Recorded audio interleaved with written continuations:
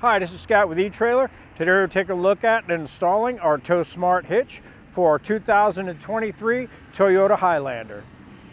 Our Toyota Highlanders are really popular vehicles, and these are really capable. And so if you're really looking to add some space to the outside of your vehicle so you can haul bike racks or cargo carriers or even pull a small trailer, this is a really good option for you.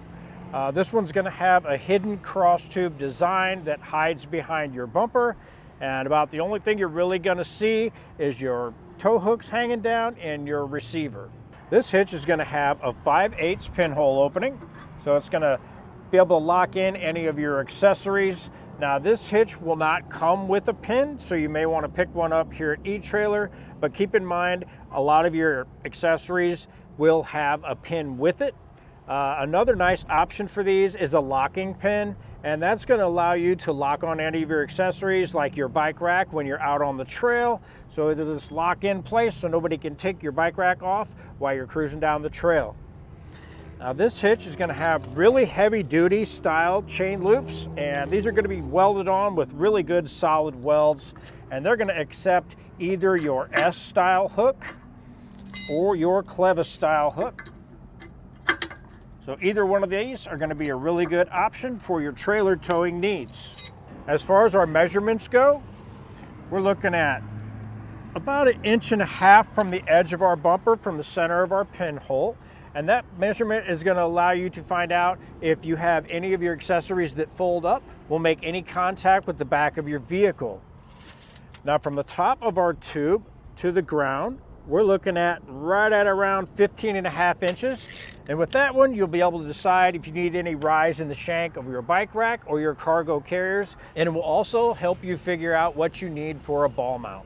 Now keep in mind, it's always a good idea to take a look at your owner's manual and make sure you don't exceed the number that you have in that for your towing capacity. So usually it's best practice to go between the lowest number between your hitch and your owner's manual.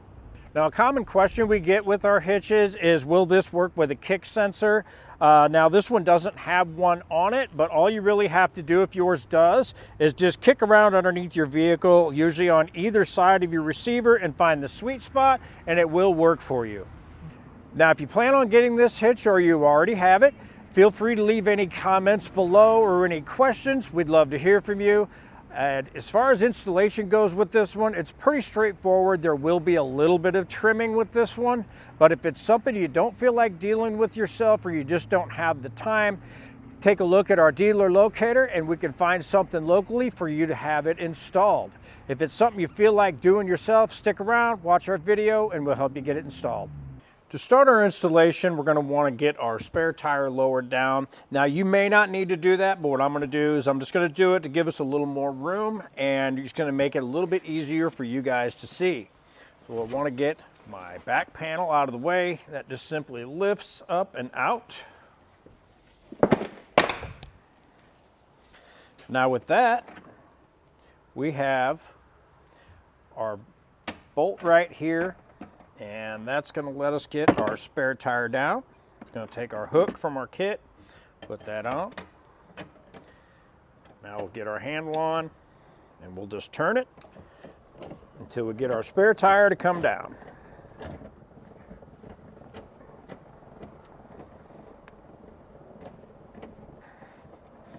Once it hits the ground, go a little more, and then it will stop. Now we can just lift up on it.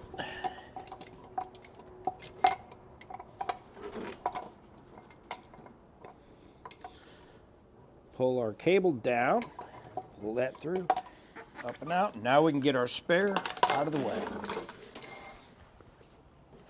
Now that we have our spare tire down, we're going to move over to this panel. We're going to need to get this removed. So with a 10 millimeter, we're just going to get some of these broke loose.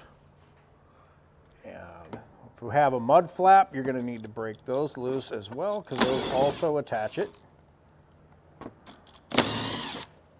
Now we're going to have 3 push clips we're going to need to get removed. So I'll just get under those with a flathead screwdriver and get those to pop up. And some of these may have some dirt and debris built up in there. Can make it a little difficult for you, but just give them a wiggle around and they'll pop out for you.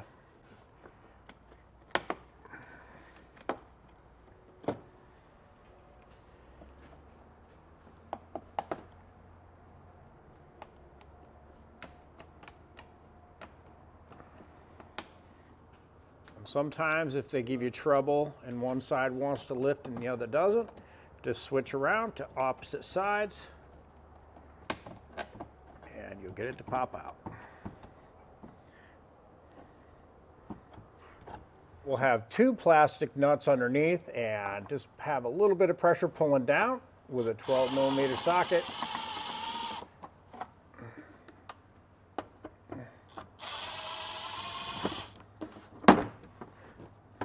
And with those down, we should be able to pull our panel out of the way.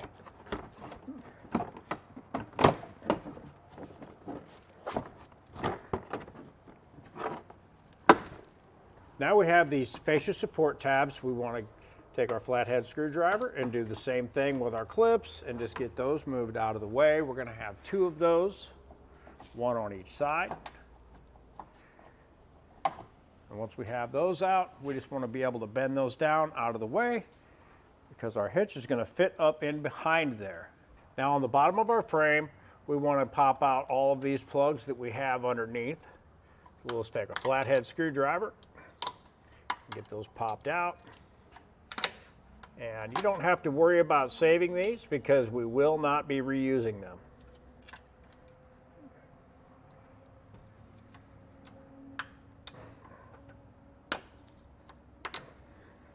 On our passenger side, we're going to have this little bracket, and all this does is just support our plastic here.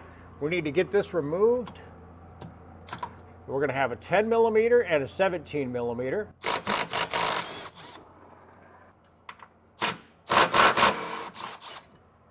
Now with those removed, we can get the bracket out of the way. For our hardware, we're going to have our bolt and we're going to have our conical washers. They're going to have teeth on the one side. Now when we get these installed, we want to make sure that the teeth are facing our hitch. Now with an extra set of hands, we'll go ahead and get our hitch lifted into place. Daniel here is going to help me out. And on the exhaust side, you want to pull your flap down and get your exhaust to tuck up and get your hitch to slide up between that.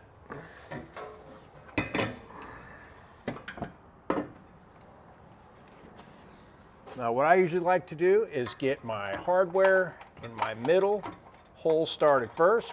Run that up pretty far with your fingers, and that's going to help you get it up there tight and make it a lot easier to get the rest of your hardware put in place. Now that we have our hardware all in, we're going to come back through and we'll snug all of our hardware down.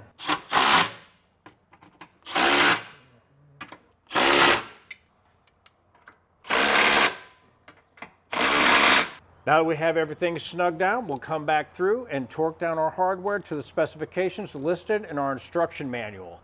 Now, if you don't have a torque wrench, you can pick one up here at eTrailer or take a look at your local auto parts store. You should be able to rent one there.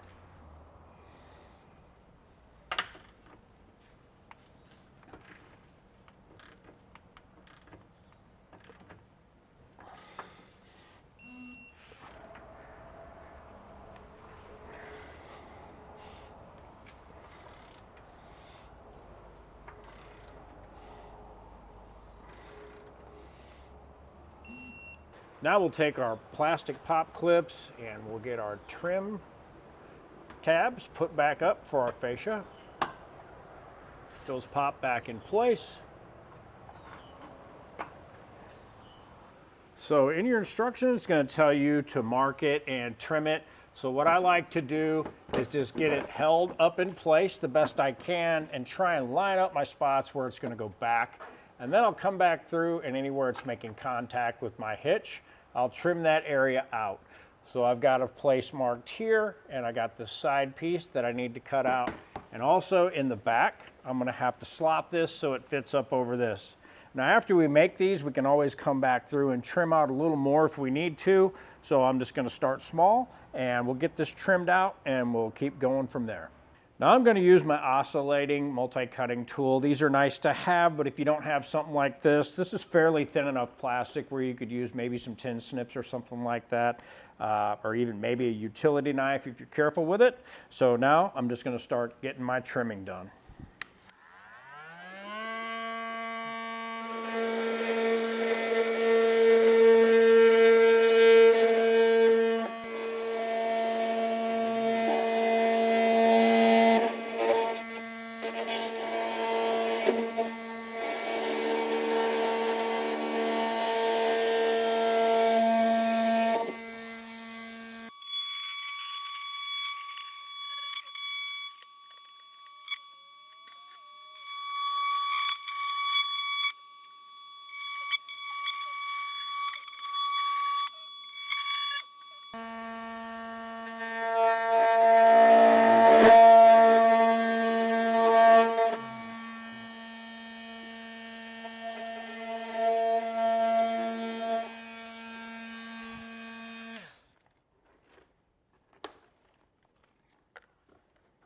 Now we went ahead and test fit, and all of our cutting did turn out rather well. So what we can do now is start getting our panel put back in place. Now remember, if you do have the mud flaps, you're going to have this little clip you're going to want to get back in its pocket here. This is going to supply the threading for our mud flap to go back in place. Let's get that to pop back in where it needs to go. And now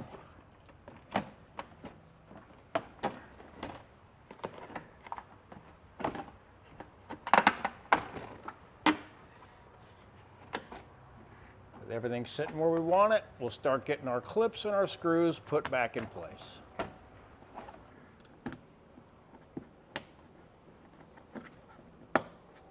Now we'll get our spare tire put back in place.